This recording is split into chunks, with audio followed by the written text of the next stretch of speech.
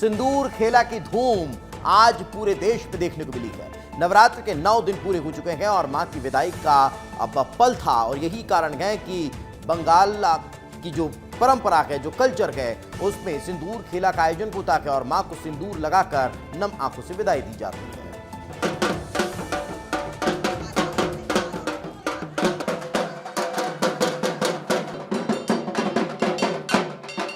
विजयादशमी के दिन आज मां दुर्गा को विदाई दी जा रही है और सिंदूर खेलकर मां दुर्गा की विधि विधान से पूजा अर्चना के बाद जो विदाई है वो दी जा रही है।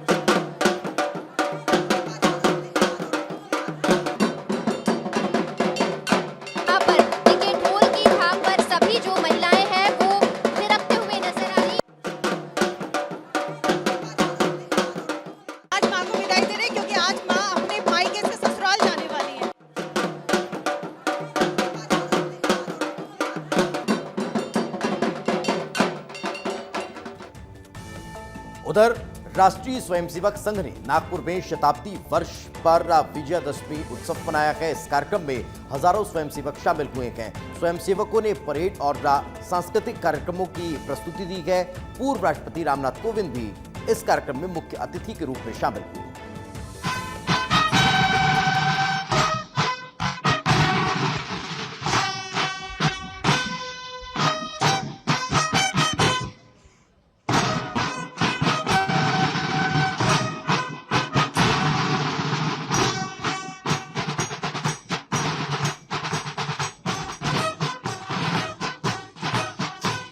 भारत से अपेक्षा कर रहे हैं और नियति शायद यही कार्य हम भारतवासियों से चाहती है कि हम अपने उदाहरण से विश्व को एक नया ऐसा रास्ता दें।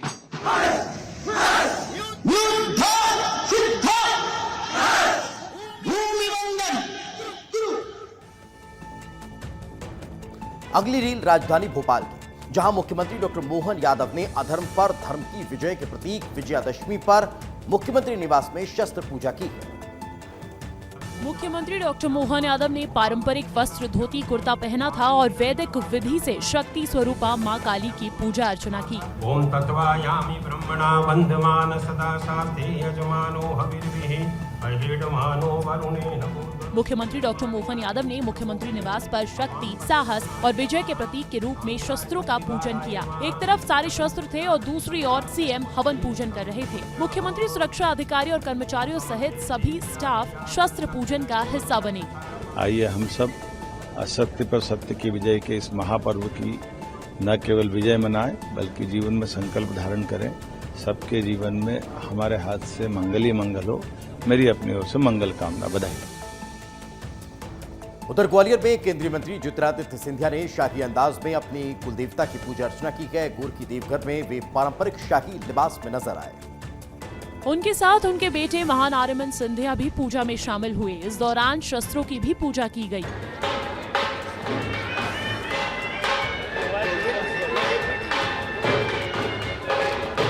पिता पुत्र दोनों ने मिलकर देवघर में शस्त्र और राज चिन्हों की पूजा की। इस दौरान पूजा में रिसायतकालीन शास्त्र, पारंपरिक राज चिन्ह और परिवार के धरोहर सामान भी शामिल रहे। कहा जाता है कि सिंधिया घराने में दशहरे के दिन शस्त्र पूजन और पूर्वजों की आराधना का चलन सदियों से चला आ रहा है, जिसमें वे अपनी कुल देवता को सम्मान देते हैं।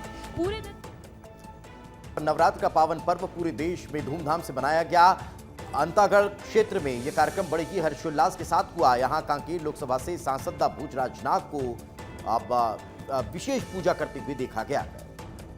कलश यात्रा के दौरान अचानक एक चमत्कारिक घटना घटी। सांसद भूजराज नाग पर मां दुर्गा सवार हो गईं। उनके शरीर में देवी का आगमन होते ही वे झूमने लगे, बाल बिखेर कर नाचने लगे और भक्तों को आशीर्वाद देने लगे।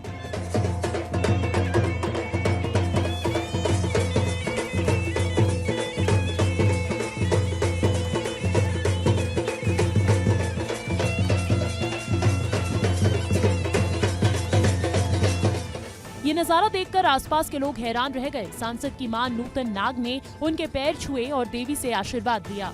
जन सैलाब उमड़ पड़ा। लोगों ने दर्शन के लिए लाइन लगा ली। हर कोई मां के जयकारे लगा रहा था। वीडियो सोशल मीडिया पर तेजी से वायरल हो रहा है। वहीं अगली रील गुजरात से आपको बता रहे हैं। गुजरात के कच्छ में जहां केंद्रीय रक्षा मंत्री राजनाथ सिंह ने विजयादशमी के पर्व पर शस्त्र पूजा की है और लकीनाला सैन्य चौकी में अब जो एजेंसियां हैं उनकी क्षमता अभ्यास में भी शामिल हुए हैं।